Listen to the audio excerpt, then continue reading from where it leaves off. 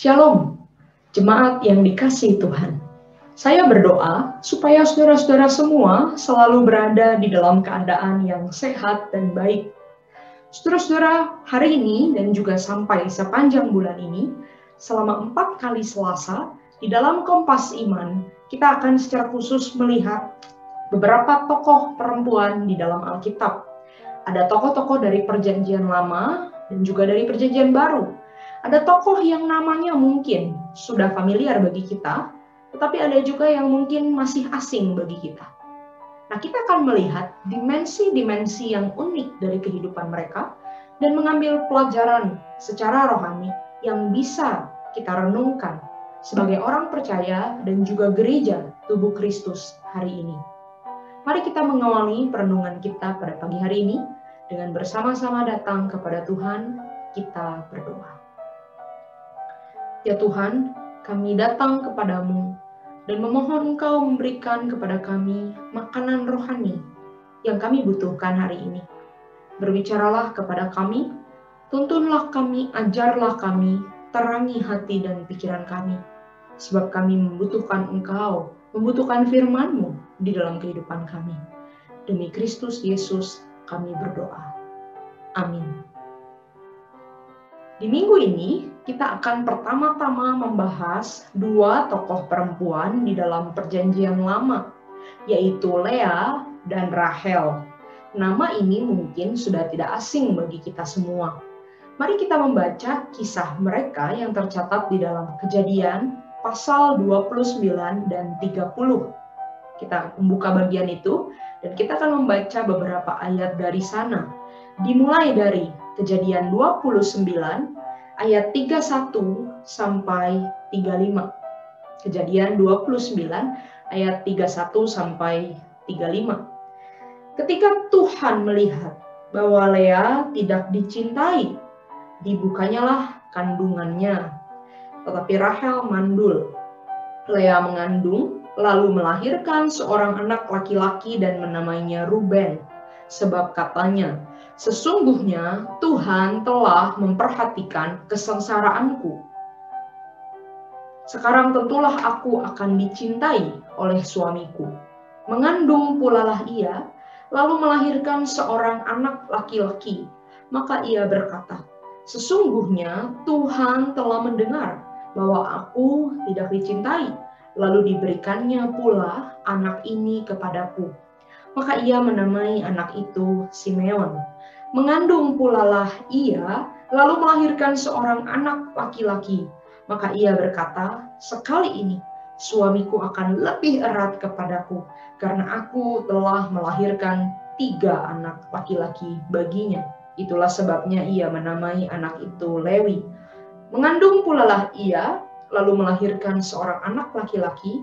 Maka ia berkata, sekali ini aku akan bersyukur kepada Tuhan. Itulah sebabnya ia menamai anak itu Yehuda.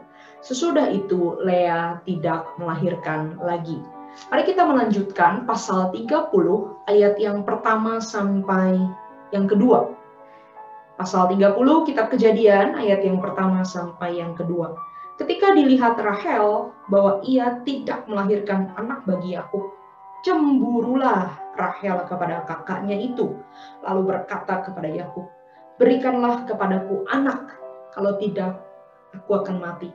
Maka bangkitlah amarah Yakub terhadap Rahel dan ia berkata, akukah pengganti Allah yang telah menghalangi engkau mengandung?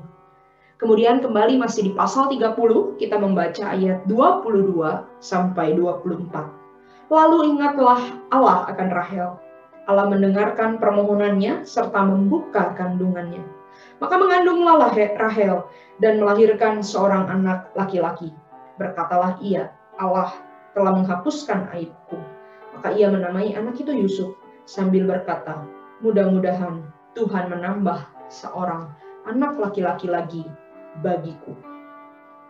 Bapak Ibu Saudara, kisah Lea dan Rahel yang kita baca di dalam kitab Kejadian adalah satu kisah yang unik dan familiar bagi kita, bukan? Diceritakan bahwa Yakub yang kemudian diganti namanya oleh Tuhan menjadi Israel itu suatu kali menjadi pelarian setelah dia menipu saudaranya dan dia ditampung oleh Laban, pamannya, ayah dari Lea dan Rahel. Yakub suka kepada Rahel, tetapi kita tahu ceritanya, pamannya balik menipu si penipu itu dengan memberikan Lea sebagai istrinya. Bapak Ibu, kalau kita baca cerita itu yang sudah familiar bagi kita akan tahu bahwa setelah malam pertama itu, Yakub mendapati Lea yang tidak cantik, Lea yang bukan dia harapkan, Lea yang bukan dia inginkan. Dan Yakub kemudian bekerja 7 tahun lagi untuk mendapatkan Rahel. Bapak Ibu, kita di sini melihat, biasanya kisah ini dilihat dari sudut pandang Yakub. Tetapi bagaimana dengan dua perempuan itu, Lea dan Rahel? Bisakah Bapak Ibu dan saya membayangkan kehidupan mereka? Tentu saja kehidupan kakak beradik ini sangat tidak enak. Lea tahu bahwa dia sudah menjadi istri Yakub, tetapi suaminya tidak sayang kepadanya. Bahkan selama 7 tahun, suaminya bekerja mati-matian di depan matanya, di sampingnya, untuk mendapatkan perempuan lain, yang adalah adiknya sendiri. Saya tidak bisa membayangkan bagaimana perasaan Lea.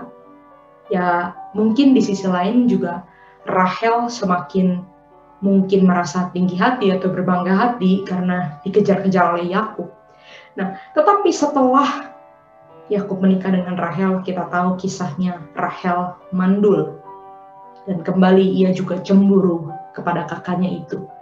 Jadi dua kakak beradik yang menikah dengan orang yang sama dan punya masalah kecemburuan, dan dua-duanya sebenarnya memperebutkan kasih sayang, cinta, dan perhatian dari suaminya, yaitu Yakub. Bapak Ibu, pernahkah Bapak Ibu dan saya di dalam hati kita seperti kepingin sesuatu yang sangat kepingin sampai kita rela mati untuk dapatkan itu? Atau mungkin kita merasa kita akan mati kalau kita nggak dapatkan itu. Dan inilah yang dialami Lea dan Rahel waktu itu. Keduanya menginginkan kasih sayang Yakub, menginginkan cinta Yakub, perhatian Yakub, dan menginginkan anak. Mungkin mereka berpikir sebagai perempuan Yahudi pada waktu itu, memiliki anak, memberikan keturunan, itu adalah tanda keberhargaan. Tanda bahwa mereka layak diperhitungkan, dan tanda bahwa mereka telah melakukan sesuatu yang baik dan terhormat untuk suaminya, memberi nama bagi keluarga, membawa kebaikan bagi keluarga. Lea sangat menginginkan anak, dan Tuhan memberikan Lea anak. Anak pertama, anak kedua, anak ketiga, anak keempat, dan seterusnya, semuanya laki-laki. Tetapi menariknya, dari Kejadian 29 yang tadi kita baca, kalau Bapak Ibu perhatikan, anak pertama, anak kedua, anak ketiga, setelah melahirkan anak, diberi nama.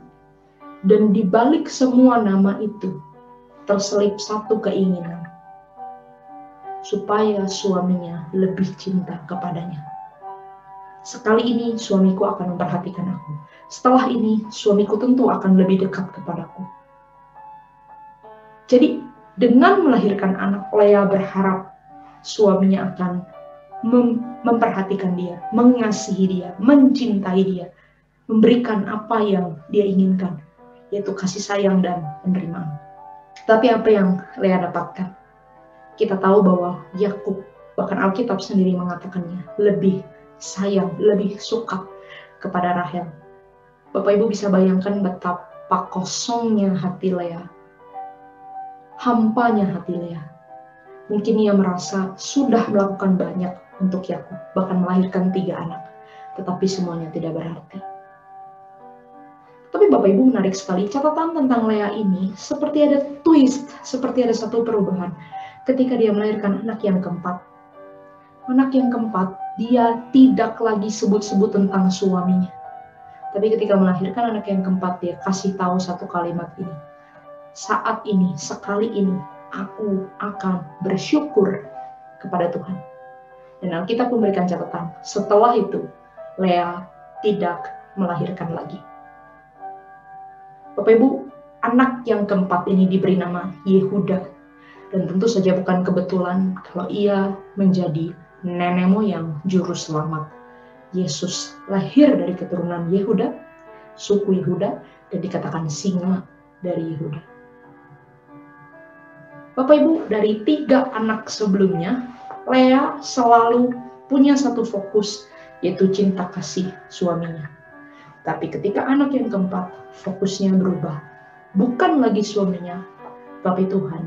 Dan ketika dia bersyukur, dia merasa cukup. Apa yang ada padanya, itu terasa sangat berarti, sangat bermakna. Dia tidak menjadi seseorang yang terus mencari lagi, tetapi pencariannya seperti sudah cukup, dipenuhkan dan dipuaskan ketika ia bersyukur kepada Tuhan. Hal ini sangat paradoks dengan Rahel.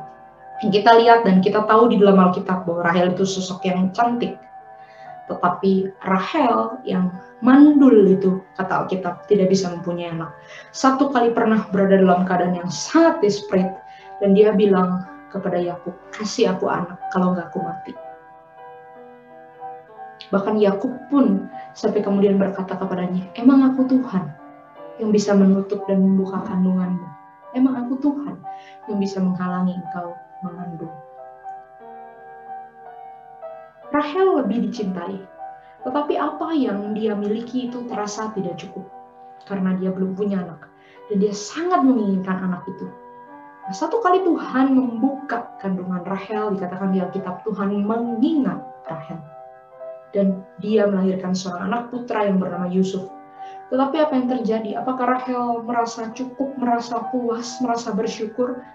Ternyata di balik nama Yusuf itu ada satu keinginan lagi. Setelah ini, semoga Tuhan menambah satu anak lagi kepadaku. Tidak cukup, tidak puas. Craving for something more, minta lebih lagi dan lebih lagi.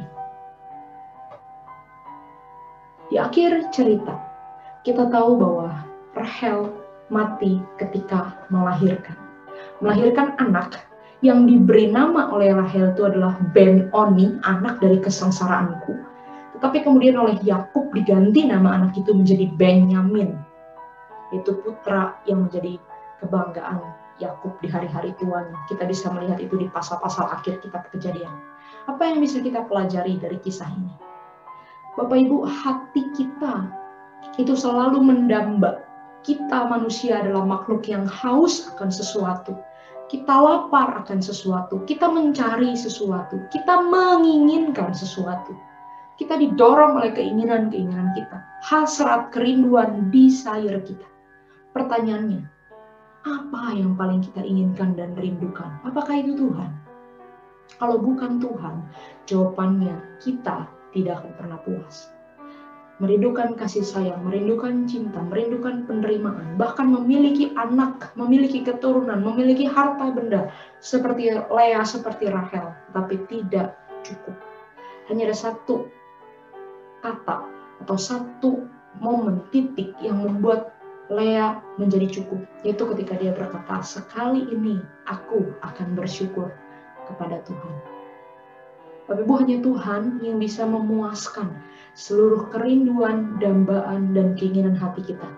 Dan Tuhanlah yang layak menjadi satu-satunya yang sangat kita rindukan, dambakan, dan inginkan. Saya mengajak kita hari ini belajar dari kehidupan Lea dan Rahel untuk menguji kembali hati kita. Apa yang paling kita rindukan? Apa yang paling kita dambakan? Apakah Tuhan di sana? Kalau bukan Tuhan, mari akui itu kepada Dia. Dan katakan, Tuhan, tolong aku untuk boleh merindukan Engkau lebih dan lebih lagi. Bapak Ibu, hanya di dalam Kristus ada kecukupan, ada kepenuhan, ada kelimpahan, dan ada makna. Kiranya Tuhan memberkati kita semua. Mari kita berdoa. Ya Tuhan, kami rindu untuk boleh terus merindukan Engkau, semakin merindukan Engkau, semakin menginginkan Engkau. Kiranya Engkau menjaga hati kami, kiranya Engkau menguasai hati kami, kiranya Engkau memenuhkan, memulihkan hati kami. Demi Kristus kami berdoa. Amin.